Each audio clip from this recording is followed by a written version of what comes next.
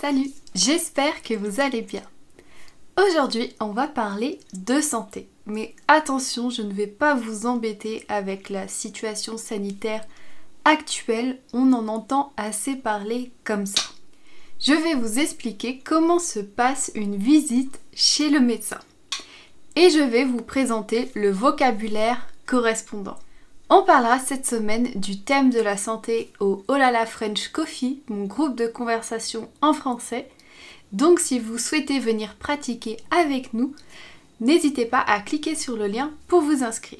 Je parlerai ici d'un rendez-vous chez un médecin généraliste, c'est-à-dire un médecin qui se charge des soins médicaux généraux. C'est en général ce type de médecin que l'on va voir en premier quand on a un problème de santé. Premièrement, il faut prendre rendez-vous avec le médecin. On peut prendre rendez-vous chez le médecin de deux façons. Si notre médecin est moderne, il peut proposer qu'on prenne rendez-vous via une plateforme en ligne.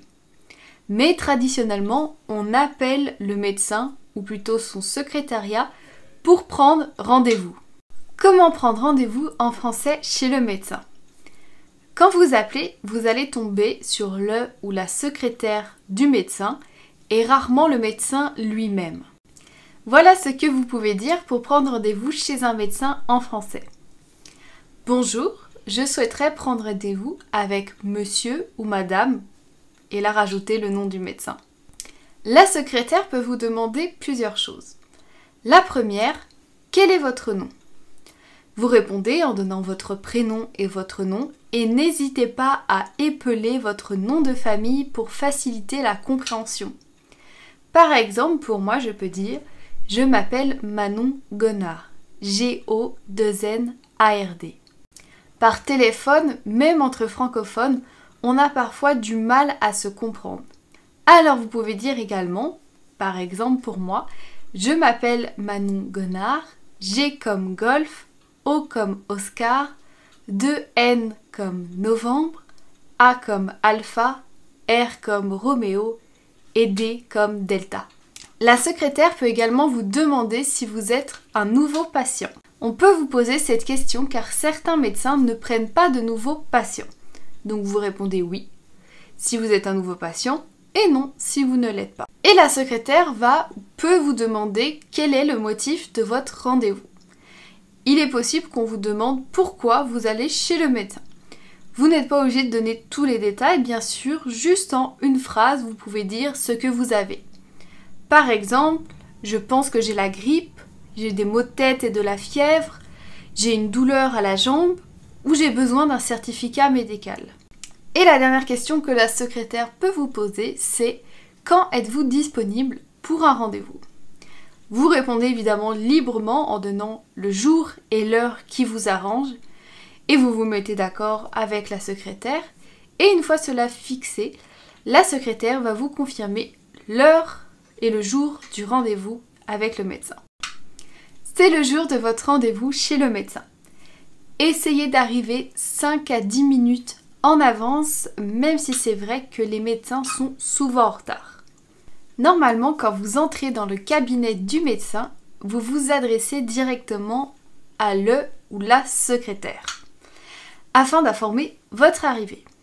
Vous devez saluer le secrétaire ou la secrétaire et lui dire « J'ai rendez-vous avec le médecin » et rajouter le nom du médecin avec l'heure à laquelle vous avez un rendez-vous. Et elle vous répondra certainement d'aller patienter dans la salle d'attente. Le médecin viendra vous chercher en disant votre nom en entrant dans la salle d'attente. Une fois dans la salle de consultation, le médecin peut vous demander votre carte vitale si vous en avez une.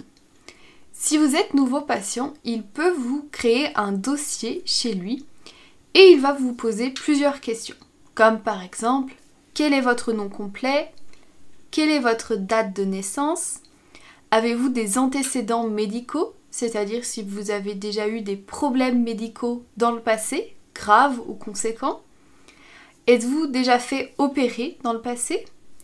Et est-ce que vous avez un traitement actuel ? Prenez-vous des médicaments actuellement ? Ensuite, le médecin va vous demander pourquoi vous venez le voir. Il y a plusieurs raisons pour lesquelles on vient voir un médecin. Ça peut être pour un problème de santé, le besoin de consulter un spécialiste ou le besoin d'un certificat médical. Vous venez pour un problème de santé, ça peut être un problème physique ou bien une maladie. Nous allons voir quelques expressions pour exprimer nos symptômes et nos douleurs. Pour exprimer une douleur, on peut dire avoir plus mal, donc j'ai mal à la gorge, au bras, au dos, à la jambe, au pied, à la main, au ventre, à l'épaule, à la tête, au front, à l'œil, au nez, à l'oreille ou à la bouche. Pour exprimer le fait qu'on a une maladie ou un symptôme, on peut utiliser le verbe avoir. Par exemple, j'ai une grippe, j'ai un rhume, j'ai une gastro, j'ai de l'asthme, j'ai le nez qui coule, j'ai une migraine, j'ai de la fièvre. On peut aussi utiliser d'autres verbes comme par exemple je tousse, j'éternue ou je vomis.